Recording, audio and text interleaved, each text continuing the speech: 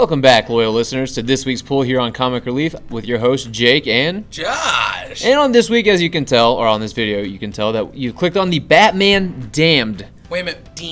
Damn. Batman Damned. Damn. Hat damn. All right, and this book is by Brian Azzarello and Lee Bermejo, and this is a much anticipated book, the first one to come out from DC's Black Label, and I gotta say that I like the layout of the book. I like the feel of the book. I like the material and quality of the book. How about you, Josh?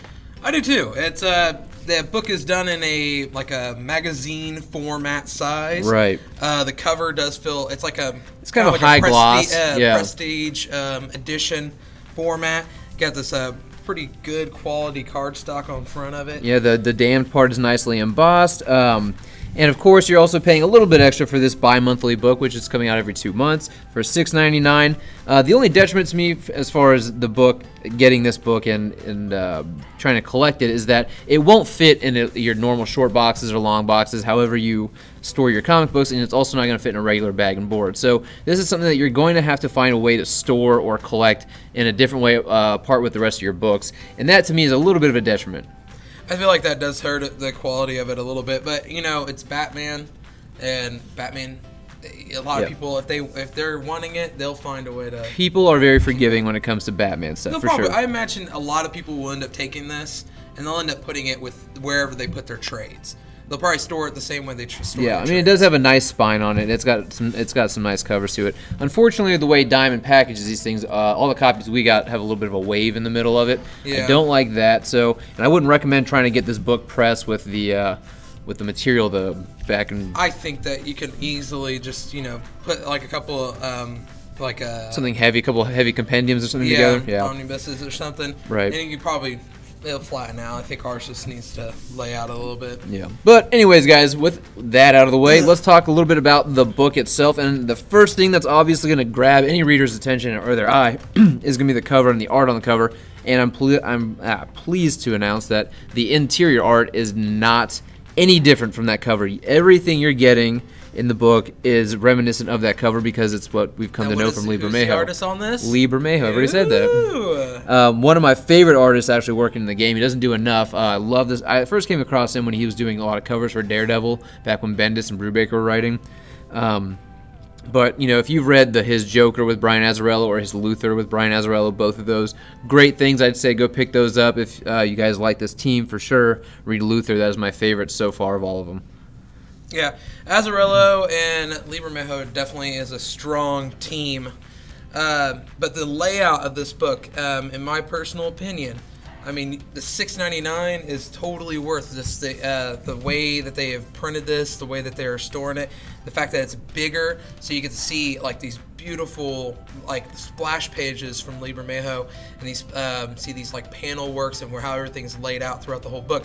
It's perfect to have it in a big size. If you had certain artists with a format that was this big, it just wouldn't work as well as this does. Right, and because the art is so it's so detailed, I can see why this is a bi-monthly book. Brian Azzarello, Lee Bermejo is going to need a lot of time to illustrate these books because they are highly detailed and they're gorgeous to look at. Every time you turn the page in this book, it is absolutely beautiful. But what the readers really want to know is how is the story? Because we can just go. If we wanted some great art, just go get an Alex Ross book, all of his covers or something that he's done. Don't need to read anything.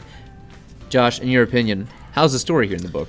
Well, it's with miniseries, I always feel like they should be read at once. But as a first issue on this, I will say that it's not bad, but it's not good. It's not great. It's kind of dry. Yeah, it's 1 of 3. It's a little, kind of, you just leave it going, okay, whatever. Right. And we are going to get into some mild spoilers here. There's not much to spoil in the book, but I will say that there are going to be things that we want to talk about that you might find to be a spoiler. And so I'm going to get right into this one. If you guys want to, just skip ahead towards the end. You can probably hear our rating there. I don't know where the time skip will be, but we are going to start getting into some mild spoilers here. But trust me when I say there's not a whole lot to spoil in this book so far.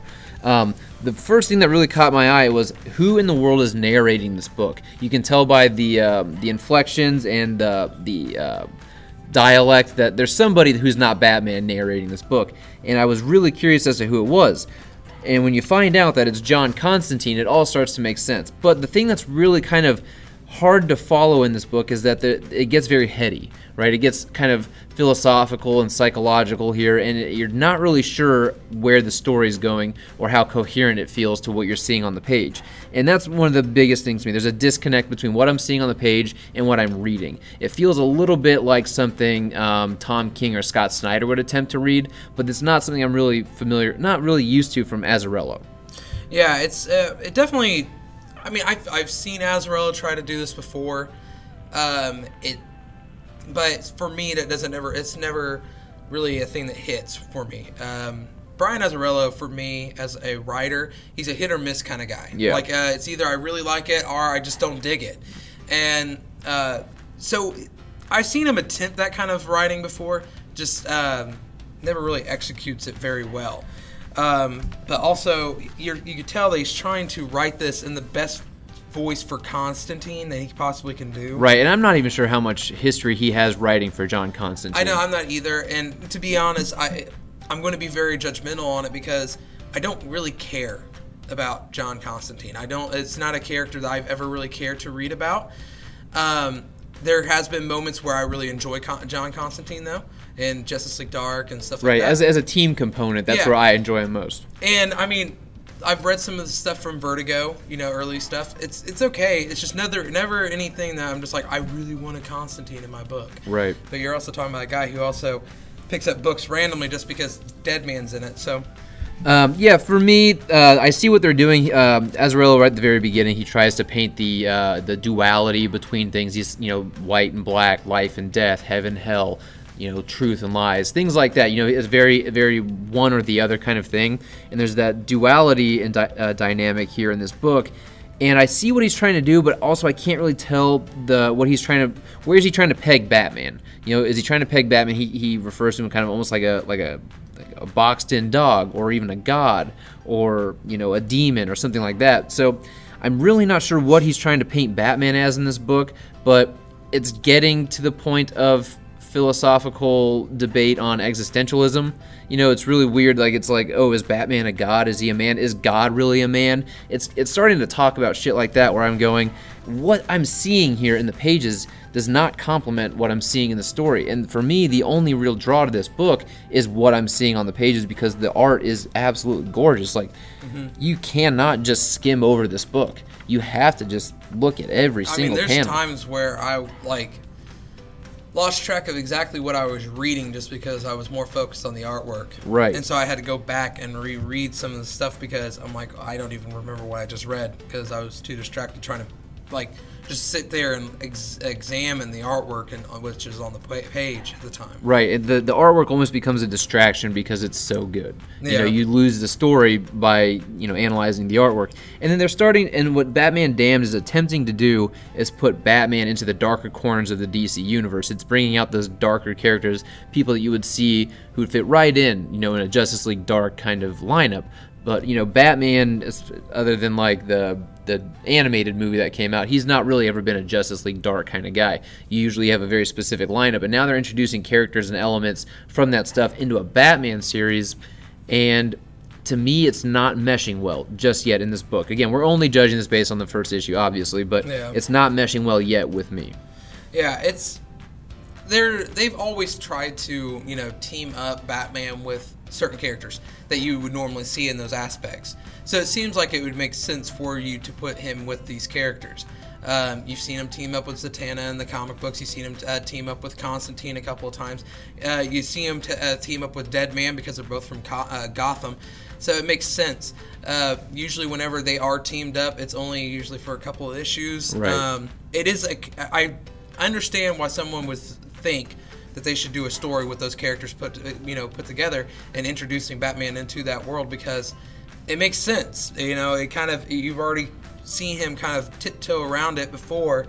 It seems like it should be easy to write, but at the same time, I imagine once you get to pen to paper on it, it'd probably take a little bit of time. Well, like we said, Azzarello is not trying to write a straightforward story. He's trying to write something that's got a lot of layers and depth and metaphor. He's wanting to make people think. Yeah. And when it comes down to the end of this, they're like, oh, yeah, I never thought about Batman like that. Right. And, maybe we do after the first the three issues come out, you read them all back to back. Perhaps we get a really well-rounded scope on what Azzarello is saying, but in this one kind of piecemealed version, I'm not really getting a whole lot from that.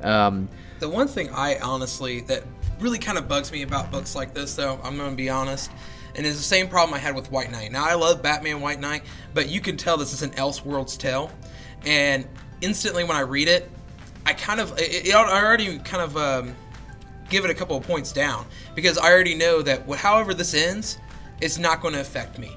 It's not going to affect what I see in a normal... It's not going to affect your main continuity. Yeah, and it's not going to be canon, so I don't have as much investment into it as what I would if it was an actual canon issue. Right. With this being an Elseworlds kind of tale, it's not, if Batman dies, if Joker's dead, Joker's dead. It's like, that's the premise of this book, is Joker dead? Yeah. It's in Batman's trying to get to the bottom of it. Synopsis. Batman is trying to determine whether or not Joker's really dead, and Constantine's kind of there fucking with his head a little bit. So I'm going to give my kind of final thoughts on the book. Would I pick this up? Why would I pick it up? Would I not pick it up? And why? Basically, I would not pick this book up. Then this is just me personally as a collector. I think it's a good read, and for the artwork alone, absolutely. I think most collectors would definitely pick this up. Would I pick this up? No. One, because it's $6.99, which again, it's worth the price of the art, but to me, it's not worth what I'm reading on the page. It doesn't fit with anything else. If I were to store it somewhere, I couldn't store this with anything else. I'd have to find a place to either put this on a shelf or put it somewhere aside. I don't collect magazines, so I don't have any magazine boxes. I don't collect magazines. I don't have any magazine bags and boards for this stuff. So that right there makes me go, this is a nice story. It's a beautiful looking book, but personally, I would not pick this up. Josh, what about you? I will pick it up, and I would pick $6.99 for the artwork and how it is delivered, how it is printed. I feel like that's a reasonable price on it. Right. The one thing that does, like what you said, the one thing that really sucks about it is it's the size, But at the same time, I feel like if it wasn't this size, I wouldn't be, bound. I wouldn't pick it up for $6.99. But when you have a Marvel comic that's a #1 that's half the size of this and doesn't even have that much good artwork, and it's $5.99, $1 more for a book that's just a little bit, that's actually bigger and better quality printed and better art, it's not that bad of a deal when I start breaking it down like that. Yeah, that's actually not a bad point. Yeah, but the only thing that does suck, and for most comic book collectors, is you're just going to sit here and look at it, and you're going to go, this is beautiful, I love it, I want it. Where the hell am I going to store it? How am I going to protect this and make sure it stays safe? And I'm not going to go out and buy bags and boards and an entire magazine box for 3 issues. Yeah. But like I said, I mean, with me, when I get when I have mine, I take mine. I'm gonna actually collect it with my trades. I'm gonna put it on the shelf. I'm gonna have a nice little spot for it.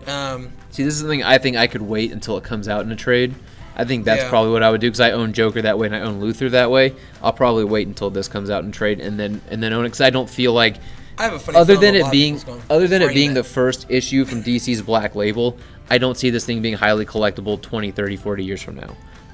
Maybe because it is the first DC Black Label book. Maybe it is. Who knows how long that imprint stays around. But for me, this isn't something I absolutely have to have in my collection. But I will unveil the rating system for today that Josh so cleverly thought up.